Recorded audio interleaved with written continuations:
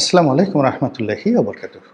সম্মানিত দর্শক, ত্রয়োদশ জাতীয় সংসদ নির্বাচনে বিএনপির যে ভূমিধস বিজয়, ব্যাপক সংখ্যাগরিষ্ঠতা, ভোট কেন্দ্রে ভোটারদের ব্যাপক উপস্থিতি এবং উৎসবমুখর পরিবেশে ভোট প্রদান, এই জিনিসগুলো ইতিহাস হয়ে থাকবে।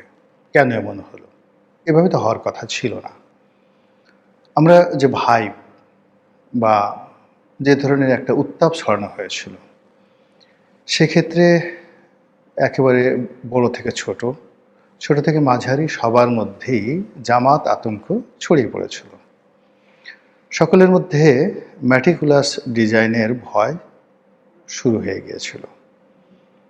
সবাই ধারণা করেছিল যে জামাত ছলে বলে কৌশলে ক্ষমতায় আসবে।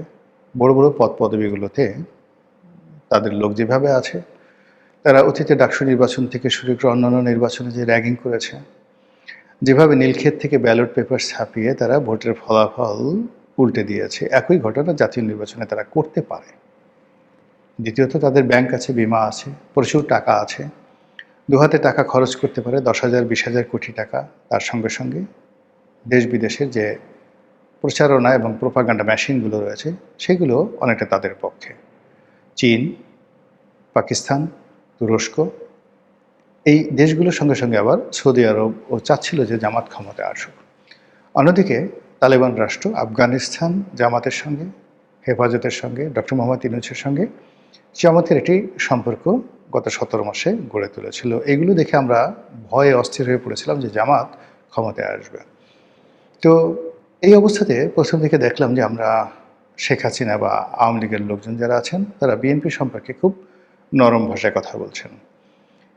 বিএনপির সঙ্গে একটা সমঝোতা, রিকনসিলিয়েশন, এই কথাগুলো তারা বলে আসছিল এবং সজীব ওয়াজেদ জয় তারেক রহমান সাহেবের সঙ্গে কণ্ঠ মিলিয়ে অনেক কথা বলেছেন।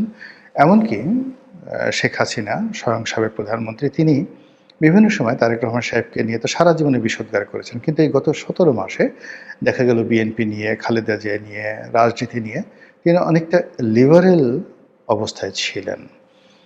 তখন সবাই ধারণা করতো যে সম্ভবত বিএনপির সঙ্গে আওয়ামী লীগের একটা সমঝোতা হতে পারে এবং এই সমঝোতার ক্ষেত্রে ভারত খুব গুরুত্বপূর্ণ ভূমিকা পালন করতে পারে বা করেছে। যখন তারেক রহমান সাহেবের বাংলাদেশে আসার বিষয়টা খুব অনিবার্য হয়ে পড়ল, এর কারণ হলো একে তো বিশৃঙ্খল রাজনীতি, দ্বিতীয়ত তার মা হাসপাতালে অসুস্থ এবং এতটা গুরুতর অসুস্থ, সবাই বলা বলি করছিলেন যে তিনি হয়তো বেঁচে নেই। তো তখন তারেক রহমান সাহেব বললেন যে তার বাংলাদেশে ফিরে আসার যে বিষয়টি, এটি আসলে তার একক সিদ্ধান্তের উপর নির্ভর করে না। এটি নিয়ে তুমুল হট্টগোল হলো, যে যার মতো করে বলল এ দেশ চালাবে কীভাবে, সে তো পরাধীন, সে লন্ডনের নাগরিকত্ব নিয়েছে, ওই নাগরিকত্ব ছেড়ে তার পক্ষে আসা সম্ভব নয়, সে লন্ডনের অ্যাসাইলামে আছে, নানা রকম কথাবার্তা যখন বলা হচ্ছিল, ঠিক সেই সময়টাতে বাংলাদেশে ওসমান হাদির যে হত্যাকাণ্ড ঘটল এবং সেই হত্যাকাণ্ডকে কেন্দ্র করে সারা বাংলাদেশ এতটা উত্তাল হয়ে পড়ল যে কোনো কিছু কারো নিয়ন্ত্রণে ছিল না। বিএনপির যারা লোকজন, তারা প্রমাদ গড়লেন যে আর একটি ইসলামী বিপ্লব হয়ে যেতে পারে, আরেকটি 5ই আগস্ট হয়ে যেতে পারে এবং নতুন একটি বিপ্লবী সরকার হাদির এই মৃত্যুকে কেন্দ্র করে ঘটে যেতে পারে, এবং সেটা প্রায় ঘটেই যাচ্ছিল যেদিন হাদির জানাজা হলো।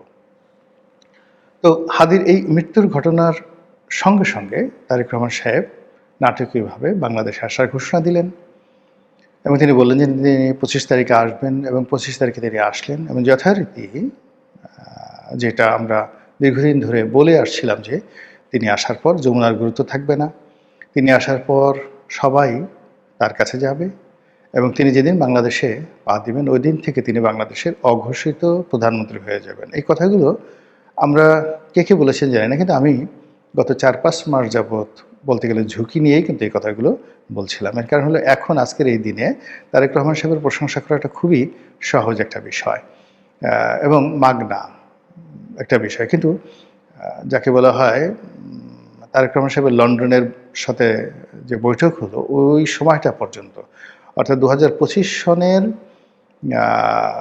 জানুয়ারি থেকে জুন পর্যন্ত এই সময়টার মধ্যে তারেক রহমান সাহেবের প্রশংসা করাটা, তার পক্ষে বলাটা ভীষণ রকম যাকে বলে ঝুঁকির মধ্যে ছিল। এই কারণ হলো অহরহ মহবত ছিল এমনকি বিএনপির লোক, মির্জা আব্বাসের মতো লোক, মির্জা ফখরুল সাহেবের মতো লোক, তারপর সালাউদ্দিন সাহেবের মতো লোক, তারাও মবকে ভয় পেতেন। ঢাকা বিশ্ববিদ্যালয় বুয়েটে যেখানে তারেক রহমান সাহেবকে নিয়ে বাজে রকম স্লোগান হতো, ১, ২, ৩, ৪, তারেক রহমান সাহেবের ঢ্যাস মার, তারপরে টিনের চালে কাউয়া, তারেক আমার ঢ্যাস, এই সমস্ত কথাবার্তা বলা হতো। তো সেক্ষেত্রে তারেক রহমান সাহেব প্রধানমন্ত্রী হবেন, বাংলাদেশে ফিরে আসবেন, সে আসলে জামাতের কোনো গুরুত্ব থাকবে না, এই কথাগুলো বলা এত সহজ ছিল না। আপনারা যারা ইউটিউব দেখেন দেখবেন যে ওই সময়টাতে আমি এই কথাগুলো বলেছি। যাই হোক, তিনি এসেছেন, আসার পরে ঠিক যেভাবে বলেছিলাম ওভাবেই সব কিছু হয়েছে। কিন্তু অবাক করার ব্যাপার হলো যে তিনি যেই তারিখে আসলেন, 25শে ডিসেম্বর তারিখে আসলেন, তো তার আসার আগে 25শে ডিসেম্বর না কয় তারিখে আসলেন, আমি এখন 25 ডিসেম্বরই হয়তো বা আসলেন। তো তিনি যেদিন আসলেন সেই দিন থেকে আওয়ামী লীগের কথাবার্তা অনেকটা উল্টে গেল। অর্থাৎ শেখ হাসিনা যেভাবে তারেক সাহেবের ব্যাপারে লিবারেল ছিলেন, তিনি আবার সেই তারেক সাহেবকে খোঁটা দিয়ে কথা বলা শুরু করলেন তিনি বাংলাদেশে আসার পর। আগের ভাষাতেই কথাবার্তা বলা শুরু করলেন। আবার তিনি আগে যেভাবে ভোটে অংশগ্রহণ করবেন, তারপরে সুযোগ পেলে অবশ্যই অংশগ্রহণ করবেন, তারপর তিনি এখনও দেশের বৈধ প্রধানমন্ত্রী, এই কথাগুলো তিনি বলা শুরু করলেন। আগে কিন্তু তিনি বলেছিলেন যে ঠিক আছে, যেটা ঘটে গেছে আমি মেনে নিয়েছি, আমি পদত্যাগ করেছি, এই কথাগুলো বলেছেন। কিন্তু পরবর্তীতে দেখা গেল তারেক রহমান সাহেব আসার পরে আওয়ামী লীগ তার কথা পরিবর্তন করে বলার চেষ্টা করলেন যে এখনও শেখ হাসিনা বৈধ প্রধানমন্ত্রী, ক্যাবিনেট বৈধ, সংসদ বৈধ, সব কিছু বৈধ। এই কথাগুলো তারা কিন্তু একের পর এক বলা শুরু করলেন তারেক রহমান সাহেব আসার পরে। ফলে আমরা ভাবলাম যে পরিস্থিতি আরও হয়তো জটিল হয়ে যাচ্ছে এবং আওয়ামী লীগ যে কোনো মূল্যে নির্বাচন বয়কট করার চিন্তা করবে বা চেষ্টা করবে। অন্যদিকে তিনি এবং তার যে পুত্র সজীব ওয়াজেদ জয় তারাও বলে ফেললেন যে কোনো অবস্থাতেই যাকে বলা হয় আমার যারা ভোটার ভোট কেন্দ্রে যাবে না, এবং তাদের স্লোগান হলো নো ভোট নো ভোট। মানে যেহেতু ব্যালট বাক্সে মানে ব্যালট পেপারে প্রতীক হিসেবে নৌকা নেই, কাজেই এখানে নৌকার বাইরে কোনো ভোট হতে পারে না। তো এই যে প্রচারণা তুঙ্গে, সেই তুঙ্গে প্রচারণা হওয়ার পর সাংগতিক কারণে বিএনপির যারা লোকজন তারাও ভয় পেয়েছেন, আওয়ামী লীগের যারা লোকজন তারাও দ্বিধাগ্রস্ত ছিলেন, সবাই মনে করছিলেন আমরা ভোট কেন্দ্রে যাব না। কিন্তু আসলে শেষমেশ কিন্তু ভোট হয়ে গেছে। তাহলে এখানে কি হলো? এখানে কি কোনো চাণক্য নীতি কাজ করেছে? অর্থাৎ ওই যে ভারতের পররাষ্ট্রমন্ত্রী জয়শঙ্কর বেগম জিয়ার যে শেষকৃত্য অনুষ্ঠানে বা জানাজাতে তিনি এলেন, তারেক রহমান সাহেবের সঙ্গে ঘনিষ্ঠভাবে বৈঠক করলেন এবং ওই সময়টাতে ডক্টর মোহাম্মদ ইউনূস বা সরকারের কর্তা ব্যক্তিরা জয়শঙ্করের সঙ্গে বৈঠক করার চেষ্টা করেছেন, কিন্তু জয়শঙ্কর সেটা না করে শুধু তারেক রহমান সাহেবের সঙ্গে দেখা করে তিনি যে ভারতীয় বিমান বাহিনীর যে প্লেনে করে এসেছিলেন সেটাতে করে তিনি উড়ে গেলেন। ২ নম্বর হলো যে এই যে ভারতের যে প্রজাতন্ত্র দিবস, সেই প্রজাতন্ত্র দিবসে বিএনপির সকল নেতাদেরকে দাওয়াত করা হলো এবং সেখানে যিনি প্রণয় ভার্মা রয়েছেন ভারতের রাষ্ট্রদূত, তার সঙ্গে বিএনপির একটা নিদারুণ দহরম মহরম সম্পর্ক হলো।